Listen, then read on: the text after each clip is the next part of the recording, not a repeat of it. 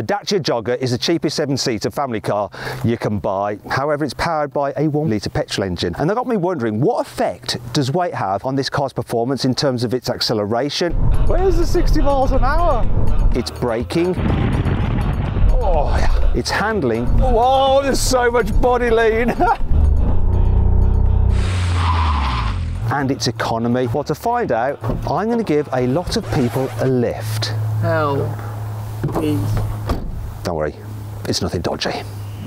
Buy, sell, Car wow. Let's start this video by seeing how adding weight affects the performance of this Dacia Jogger. So it's powered by a 1-litre 3-cylinder turbo petrol with 109 horsepower and 200 newton meters of torque. It's got a 6-speed manual gearbox driving the front wheels. The car weighs in at 1,205 kilos and I add an extra 75 kilos. Anyway, I'm going to set a base time now using my specialist timing gear up here for the 0 to 60 mile an hour and quarter-mile times. Let's do it. Oh, good getaway. Very steady. It's not that fast, unsurprisingly. Here comes 60. 11.34 seconds. Quarter mile. 18.51. That's the base time. Let's see what happens when we add some people. Now I've added 3 passengers, so we're going to travel with 4 people in the car, which is how most families will travel. You're part of my car, well, family guys. Yay. Thanks. Anyway, let's do it. Steady away. Feels a bit slower. Oh, what's a 0 to 60 time though? Come on. Bear with us. 13.12. Yep, there we go. So 19.59 for the quarter mile. You guys made it even slower, but things are going to get worse. It seems as though my carwow family has grown. Yeah, they're an argument for contraception. Anyway, let's see what that does to the performance. Here we go. Oh, I really struggled off the line. Come on. Where's the 60 miles an hour? 14.96. What will the quarter mile be? 20.64. Yeah, I'm afraid you have affected the performance, guys. Finally then, as well as 7 people on board, we've added 200 kilograms of ballast to the boot. So everyone's luggage, though I don't know what they're carrying. Seems like they're carrying a lot of sand with them. Anyway, what it's done is change the stance of this car, so it's been lowered for free at the rear, though it's lifted the nose slightly. It's kind of like Dacia's version of Tesla's cheetah stance. Let's launch it. Oh, we got wheel spin that time. That's the effect of the nose being in the air with all that weight in the boot. Come on, 0 to 60, what's it going to be? 16.43. The quarter mile, 21.24. Well, that definitely made a difference to the performance, didn't it? Anyway, if you pause the video now, you can see the different times we've got depending on the weight of the car. Now let's move on to the next test. Now I'm going to see what adding weight to the car does to its braking performance. So I'm going to do an emergency stop from 60 miles an hour and set a baseline with just me in the car. Let's do it. Here we go then. Full emergency stop coming up now. That's my emergency stop face. Anyway, it's stopped from 60 miles an hour in 36 meters. Once again, I've added my carwow family, begrudging family, and we are going to do a brake test. See what effect they have on the braking distance.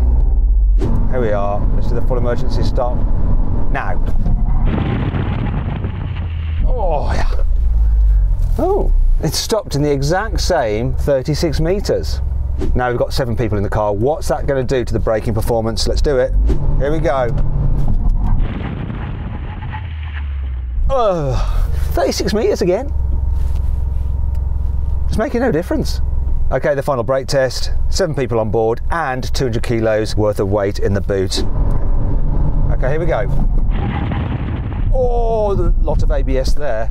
But did it matter? Absolutely not. It made no difference. Now if you pause the video you can see the different stopping distances with the different weights, but it's pointless. They're all 36, but here you go anyway.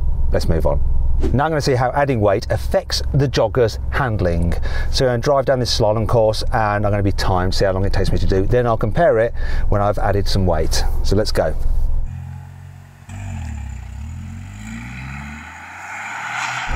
Leans a bit in the corners, it's not too bad. Lots of wheel twirling. But it's holding on okay. Cross the line now. Let's find out how long that took. So then, what was the time? 12.12.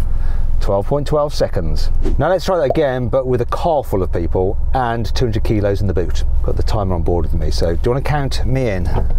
3, 2, 1, go. Oof, it's so slow away from the line. Whoa, there's so much body lean.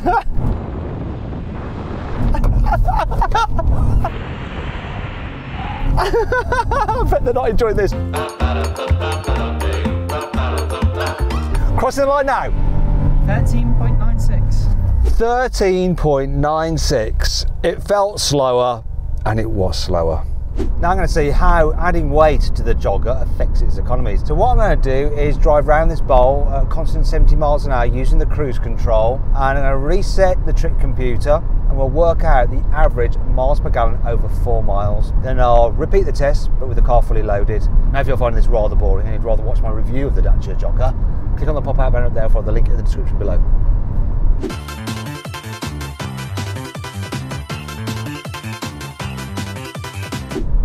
We are then 4 miles, 50 miles per gallon. Now let's add some weight.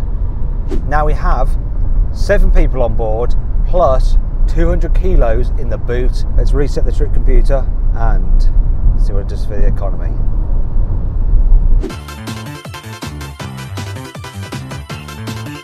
Okay, here we go then. Coming up to 4 miles, what's the economy going to be? It is 46.2 miles per gallon. Ooh, that's 4 miles per gallon less. Weight does matter when it comes to economy. This next test looks at the car's engine braking as I go down a steep slope. I'm just going to lift off the clutch and the brake and see what happens.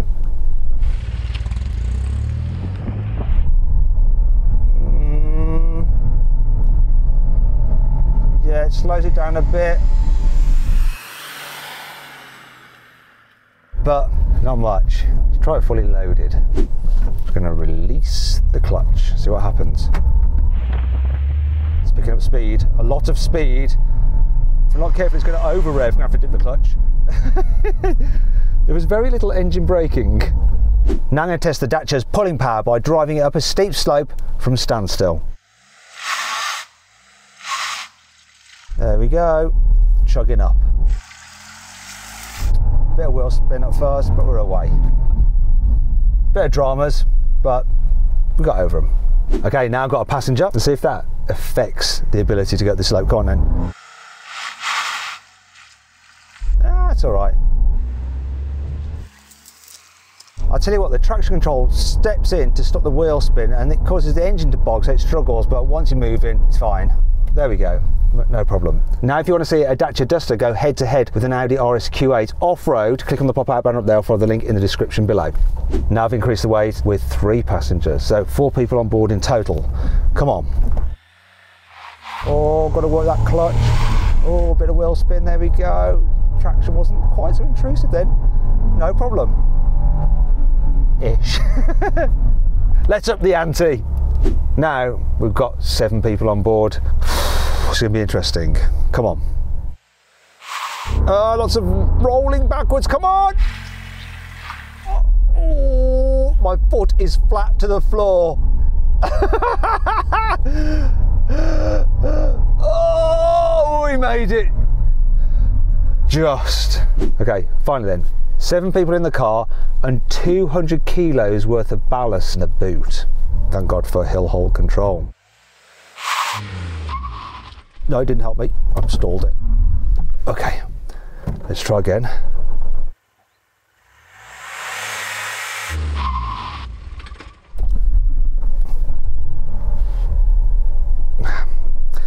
Third time's a charm, maybe? I'm going to try and feed it in. Bit of clutch slippage.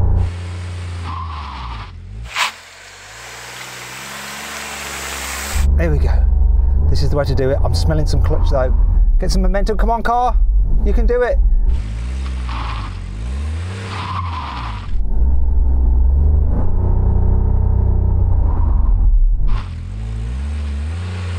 This is the smelliest way to get up a hill. We're gonna do it! We're gonna do it! Yes!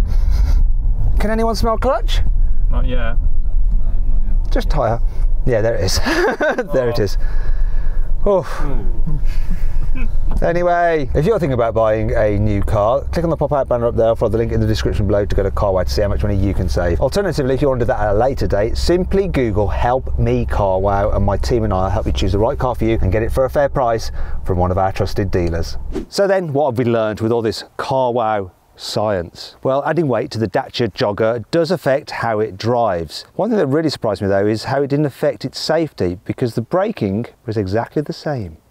Anyway, I hope you all enjoyed the video. If you did, give it a like. Click on those windows there for some more videos, and on that box there to go to Carwow to sell your car.